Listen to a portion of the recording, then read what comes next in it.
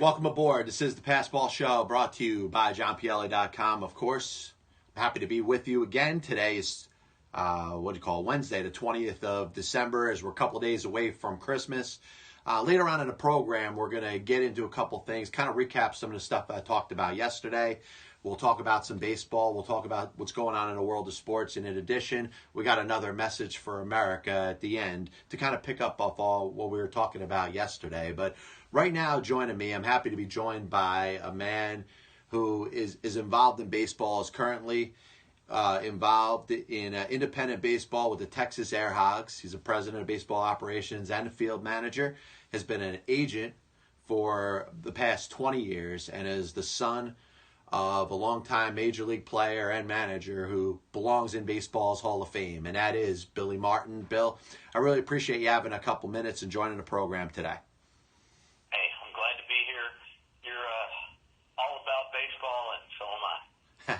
Awesome, man. Now, first thing I want to ask you is, as a kid, what was the first thing that comes in your mind when you think of a connection to baseball? I'm thinking it has something to do with your father, or maybe it doesn't. Your first connection to baseball that you remember as a child. Wow. Baseball was just part of life for me. My mother was the diehard baseball wife. We were at every game, every home game, and made a couple road trips. But, so as a kid for me, go to every home game. That was actually kind of boring at times as a little guy when I was, 4 years old, unless I got to go play with Robbie Alomar or some cool player's son. I was bored sitting at the game at the age of 4, 5, 6, the years you remember. Yeah, of course, because you were a kid, yeah. Sure. We didn't have video games. We didn't have phones back then, that you could sit and play on. So if I could go back in the back and play stickball with Robbie, that was a blast. If not, I'd just assume be playing soccer or playing t-ball or whatever kids did. Well, actually, that's what I wanted to kind of get into. Obviously, sometimes when you have a life that, is something that's kind of put at you as far as becoming life. Did you have any interest or any thought about maybe I should stay away from baseball? Maybe I should involve myself in something different just because it was kind of so much involved in your life as a kid? That was really the super young years. Okay. Where you were bored with it at times, As I got older, you start to develop a love for the game and going to the park.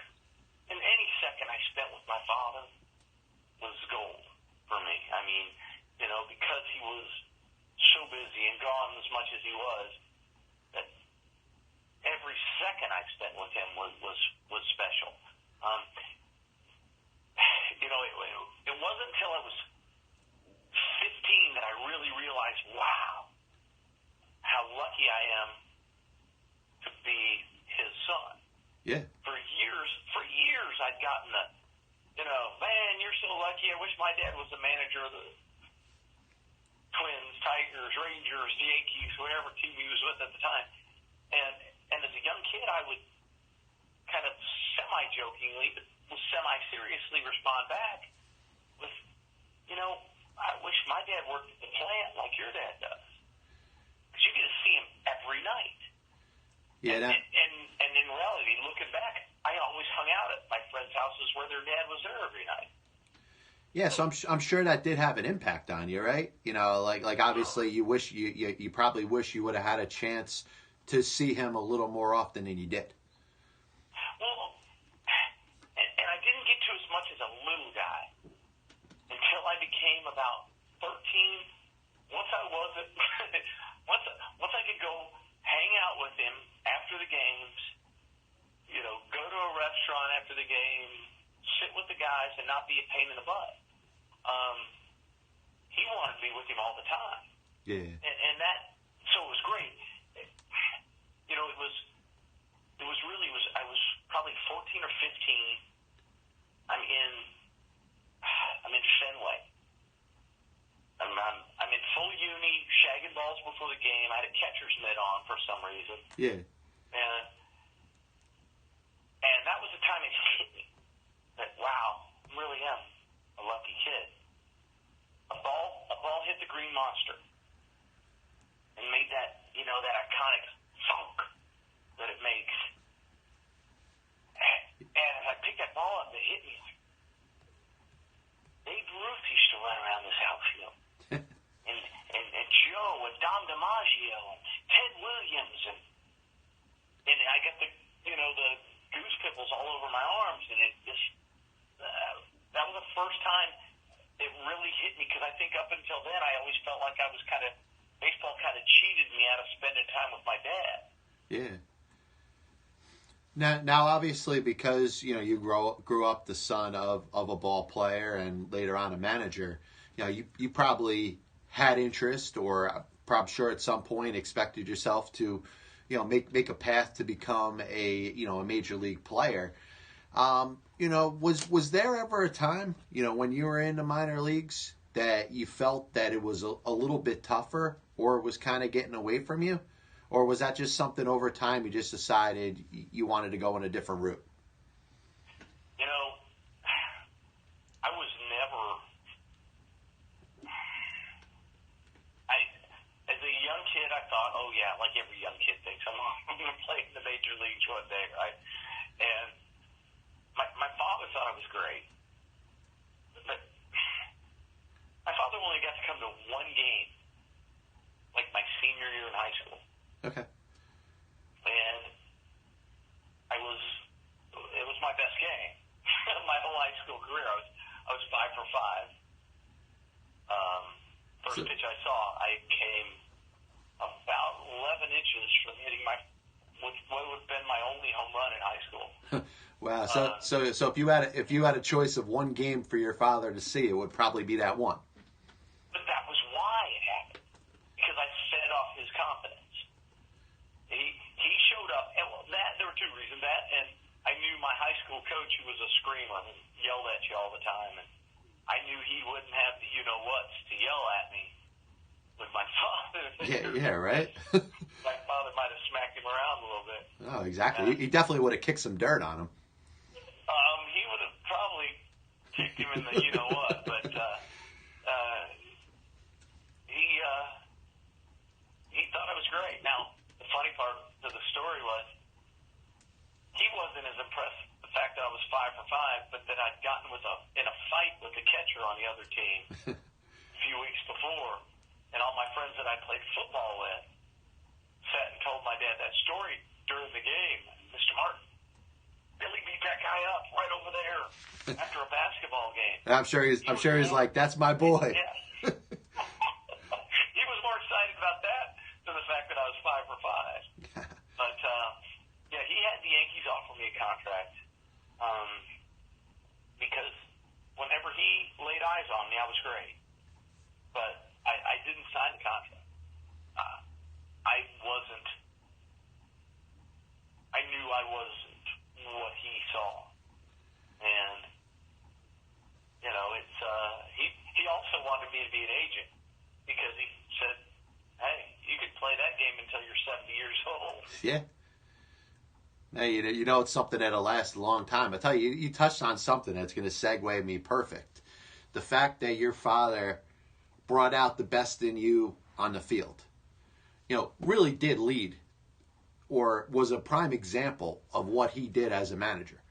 And we spoke off air. It's common knowledge. Every single team that your father had the opportunity to manage got better, and there really was something with his presence and his style that was able to get the most out of the players, regardless of their skill set.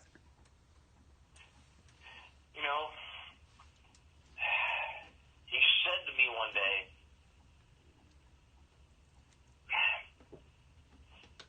I don't know how we got to this point, but it was basically about don't like you. And he said, partner, that was one of his things. Pard, I don't care if they love or hate me. I just need to know. I don't like the damn fence riders, meaning the guys he wasn't sure about. Yeah.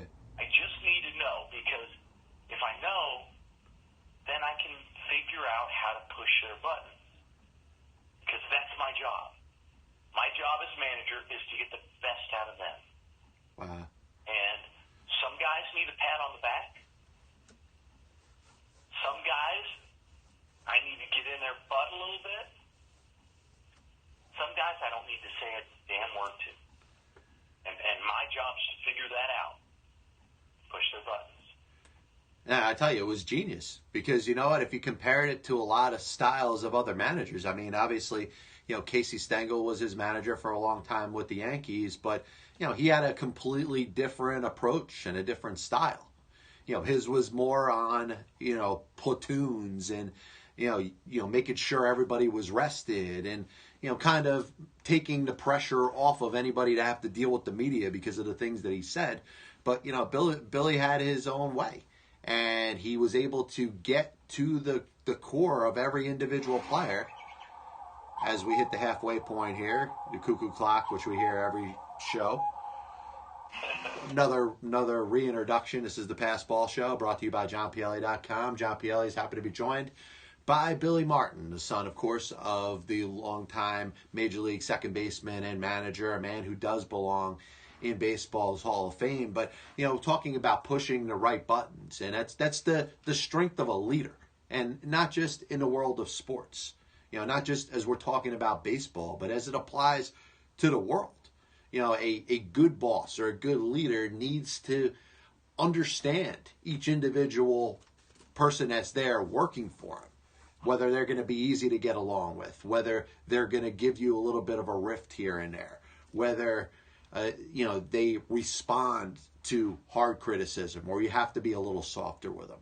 And I'll tell you, that's one of the things that your father brought to the game. And it was evident by the fact that every single one of his teams he managed, regardless of the player's skill set, got better. Well, he did learn from the great Casey Stengel, and I think every great player takes a little something from every coach they're involved with, good or bad. As an agent, one of my clients said to me,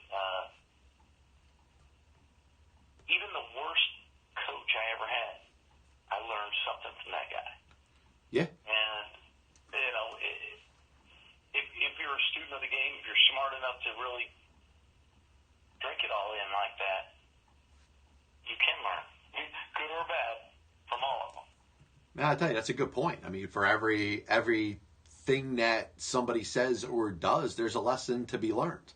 It's either, hey, let me do it this way because I've learned something, or that's definitely the way I'm not going to do it if it's ever in my shoes. Exactly. Yes, sir. I'm sorry that made me laugh. That's true. I've said that many times. I'm never doing that. Now, in regards to your life, obviously you had now, did you feel towards the end or the last several years, while your father wasn't managing as often or was managing in spurts in his time with the Yankees, that you had a little more of a chance to see him and be around him towards the end? Oh yeah, like I say, from 13, 14 on, I was with him a lot. The last 6 months, actually, for his mother's death, I had been doing summer school, Texas Tech University, where I went to college to graduate. So that was probably the longest time I'd seen him, and sadly / luckily, his mother died. I got to spend a little time with him, before his accident, even though I was going to fly out and see him the next day. The day after Christmas, I was planning to go be with him. And so that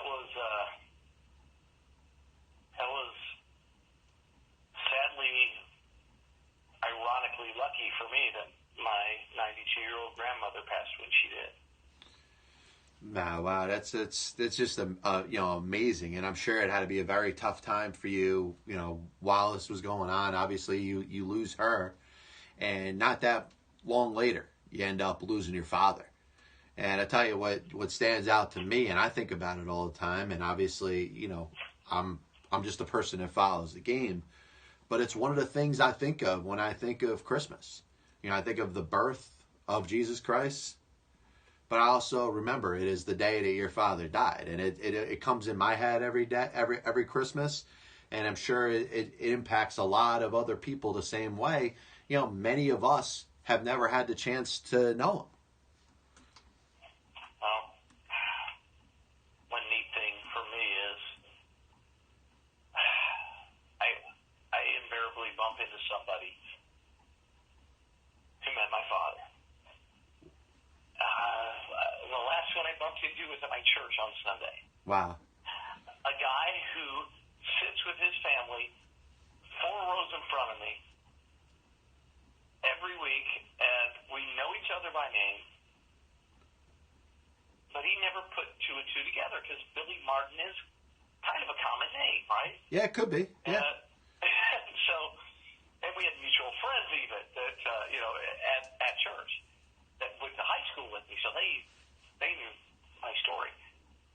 But this past Sunday, we were walking up the aisle after church, and he said, "Oh, well, how have you been? What's been going on?" And I told him I just, the day before, gotten back from the winter meetings in Orlando, and he said, "Winter meetings? I said, baseball?" I said, "Yes." "Wait a minute. Are you related to Bob Billy Martin?"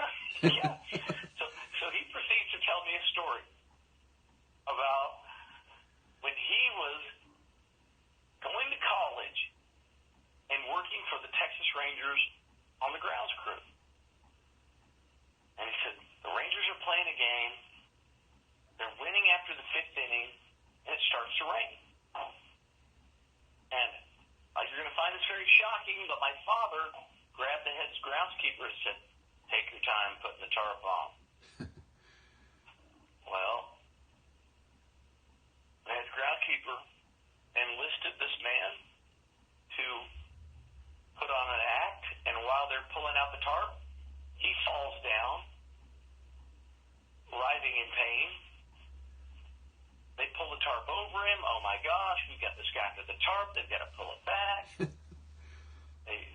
The trainers run out there, and he's flopping around with the hurt knee, whatever he was acting like. And lo and behold, they wasted enough time that the umpires called the game due to rain, and the Rangers got a win. And he said my father tipped him $20 the next day for putting on a great performance. And I'm sure I'm sure in that part of the '70s that $20 was a big deal to him too. In 1974, yes, it was. Yeah. And but I've never heard that story before. Invariably, I'll go to the city, and I've literally been on an elevator in a hotel, or the valet guy at the ballpark said, "Wait a minute, are you Billy's son? Oh my God, your father was so good to me. Made me feel like his friend." And wherever I go, I hear things like that because Dad went out of his way to be good to people. And as hard as he was on umpires, between the lines, he was that good to people off the field.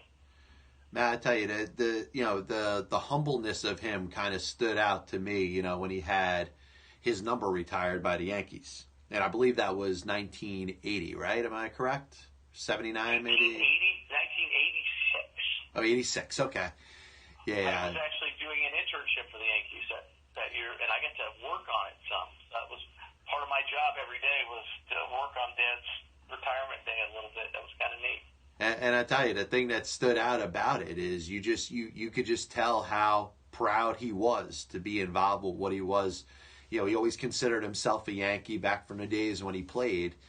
And you could just tell how much being a Yankee meant to him. It was, the epitome of where his heart always was.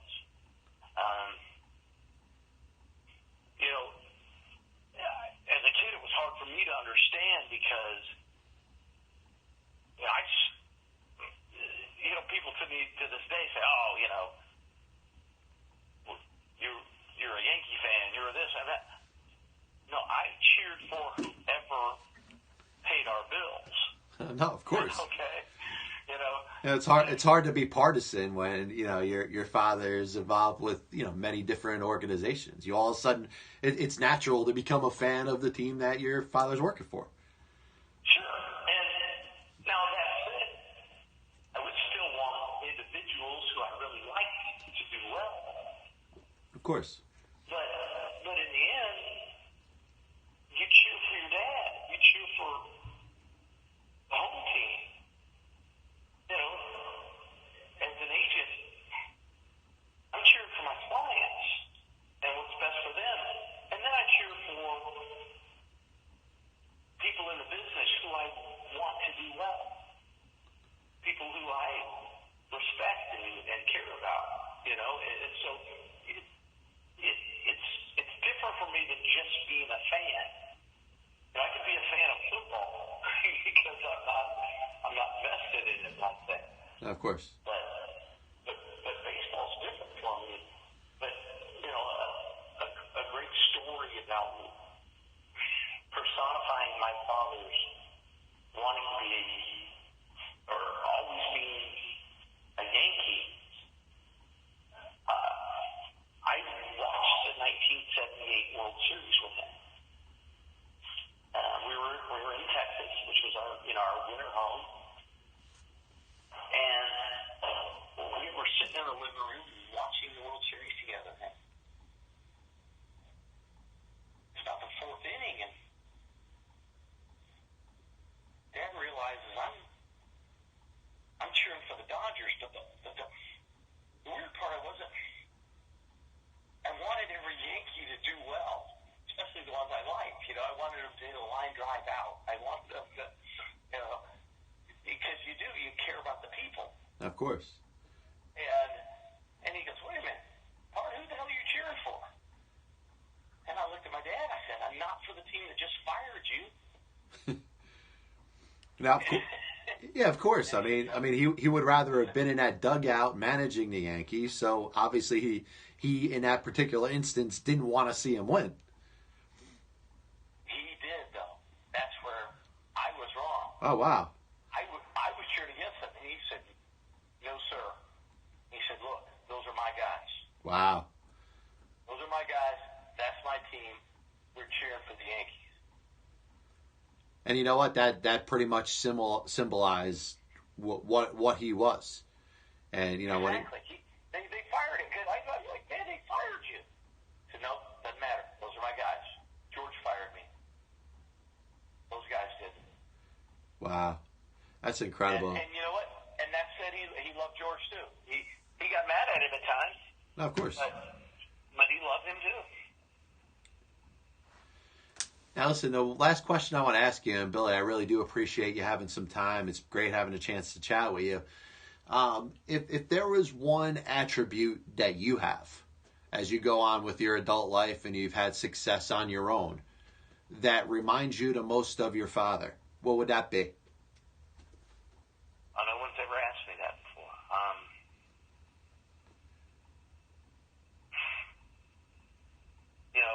I'm the same lover and fighter he was. Okay. And how people say most people are a lover or a fighter. My father was both. I am too. If you're my friend, you're my friend. If you're not, let's fight. Yeah. I don't know how to explain it. No, you know what? There's a balance that has to exist with that, and honestly, the way you were saying it makes perfect sense to me.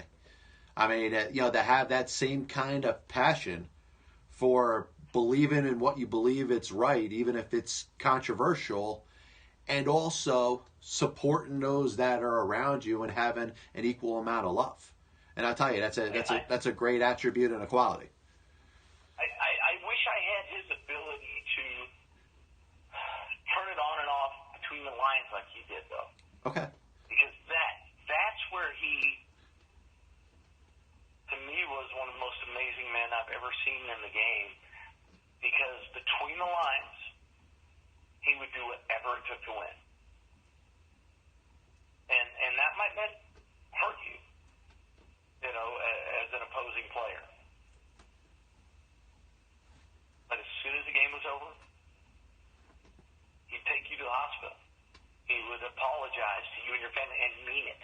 And mean it like nobody's business mean it.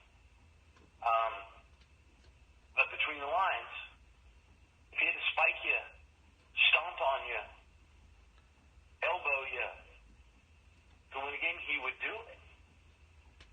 And then apologize afterwards and act like nothing happened if it was just, if it didn't really hurt you.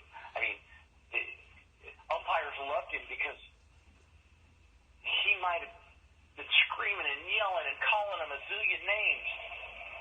And as soon as the game was over, it was over. Hey, Bart, how you doing?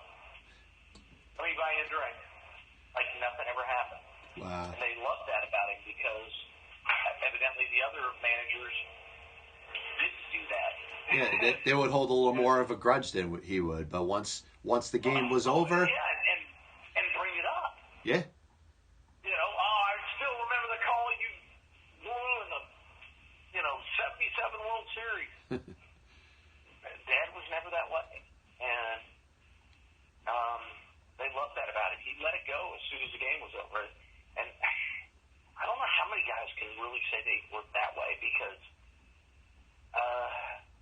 they're all such gamers and such competitive human beings that they're always in the fight, and he has the ability to turn it off, which I think is a great thing mentally, especially when you play 162 plus every year.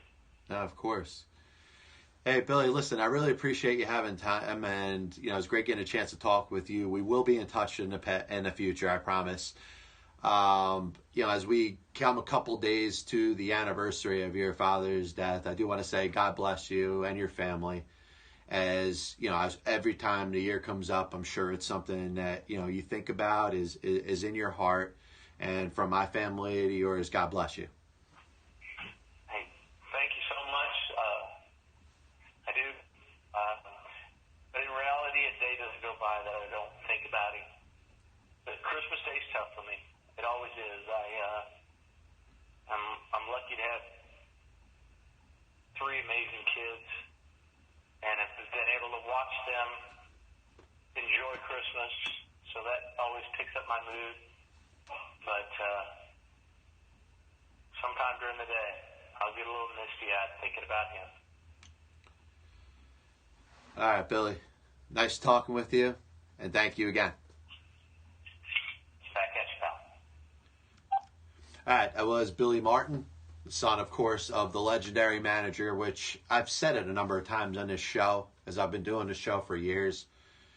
His impact, and I'm talking about, of course, Billy Martin, the manager, was to the point where he can take any team, and you saw it in the examples of every team that he managed, and find a way to get the most out of them.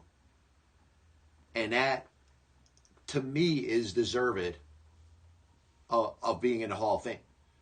We talk about whether it's John McGraw or Casey Stengel or Joe McCarthy or Tony La Russa, whoever you want to mention, Dick Williams. And actually, Dick Williams is probably the closest comparison that's in the Hall of Fame to a Billy Martin. Very few managers succeeded when they had crap to work with. And that Oakland A's team that he inherited in 1980, all the star players had been sold or traded or signed as free agents elsewhere.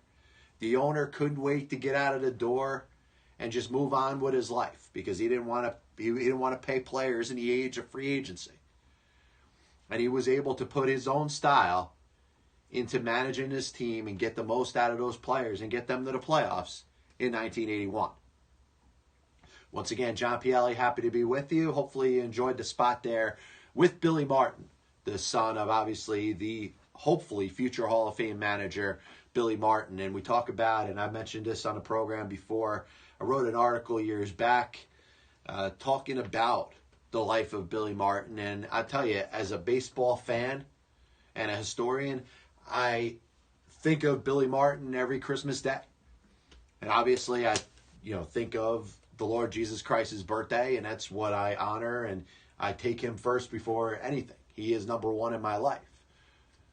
But it doesn't, not a Christmas goes by that I don't think of the life of Billy Martin, who unfortunately was killed in a car accident on Christmas Day. But, moving forward, a couple other things I did want to talk about. We'll carry a little bit over after 7 today because we got off to a little bit of a late start today. And I got to be honest, that's probably one of the good things about doing the show the way I do. If I'm not ready to start at 6 o'clock on the dot, I can wait a little bit. If I have something coming up, I could do it later on. But I do have a message to America about spending money around the holidays. And it's going to kind of piggyback off of the message that I sent yesterday in regards to being honest and look out for others that may not be so fortunate this time of year. And I'm going to keep mentioning it as we're getting closer to Christmas. The end of December is got the highest suicide rate amongst people in this country because it's when everything comes to a head. When you think of the year, which may not have been your best year. And for some people, it's worse than others. And while you're sitting there compounding things upon other things, thinking about maybe not having enough money, maybe not being able to get that big gift, maybe not to be able to financially feel special around your loved ones. That's the reason why there is a higher suicide rate in the last couple months of December. So I do have a message about that. I wanted to spend a couple minutes talking about something that stood out to me. There's 2 other points that I'm going to make in regards to baseball today. And I got to be honest, talking about NFL, we'll probably do a bigger NFL day tomorrow when we're back on the air. But wins above replacement, and it's always been a stat that I've knocked, and I just haven't given it the credit that other people have given it out. You got people that study numbers all the time. I'm one of them. I am a stat head, but I'm one that has never embraced the stat of wins above replacement. And if you look at Carlos Santana, who's the first baseman now for the Philadelphia Phillies, just signed a 3-year contract worth $60 million. He had a wins above replacement last year of 3.4. Now, Daniel Murphy, who's playing for the Washington Nationals, their all-star second baseman, was a big factor in them getting to the playoffs the last 2 years. Obviously, they could have done it without him, but he was certainly a help playing that position and backing up Bryce Harper and others in that lineup. Had a wins above replacement last year of 2.8. Now, I know when you're putting the compound number together, it shows you what you are as an offensive player, what you are as a defensive player, what you are as a base runner. So obviously, Carlos Santana gained a lot with his defense and has shown for a guy that used to be a catcher and was just kind of a designated hitter that they couldn't find a position for him a couple of years ago with the Cleveland Indians. He's turned out to be a very good defensive first baseman. Daniel Murphy probably is more of a negative when it comes to as a defensive player, as an instinctual player, and in some cases as a base runner. So when you're putting the numbers together, Carlos Santana for 2017 was 3.4, and Daniel Murphy was 2.8. Now, Daniel Murphy hit 322. Daniel Murphy had an on-base plus slugging, an OPS, of 928. That was over 100 points higher than Carlos Santana. Carlos Santana hit just 259 this past season. They both hit the same amount of home runs, 23. Murphy drove in more runs. 94 to 79. And it was close. I think like 93 to 90 in regards to runs scored. But the bottom line, if you're talking about who the better offensive player was, you would say it clearly was Daniel Murphy. And it's not to take anything away from Carlos Santana. I think he was a good signing for the Phillies. I think that they picked a good piece to build around. If their goal is to go after one of the big free agents next year, maybe a Manny Machado, maybe a Bryce Harper, maybe somebody else comes to mind that they look at as they're building around a team of young players. I think Carlos Santana was a good signing. But my argument is with this stat of wins above replacement. It seems like we're trying to put everything together to describe who the best players in baseball are. But we don't factor in that the best players in baseball are all good at different things. And it's not comparing apples to apples. You're comparing the strength of one player who may be a bona fide power hitter like a Giancarlo Stanton against a guy, let's say years ago, like a Tony Gwynn or a Rod Carew, that was a pure average hitter. And then the one thing that bothers me the most about this, and this is what gets on my nerves, when we try to use wins above replacement to tell me if a hitter is better than a pitcher or a pitcher is better than a hitter. I don't go for that. You can't. There is absolutely no way that you could set up a criteria that's going to tell you whether a hitter is better than a pitcher or a pitcher is better than a hitter. You compare hitters to hitters, and you compare pitchers to pitchers. That's the way it should be.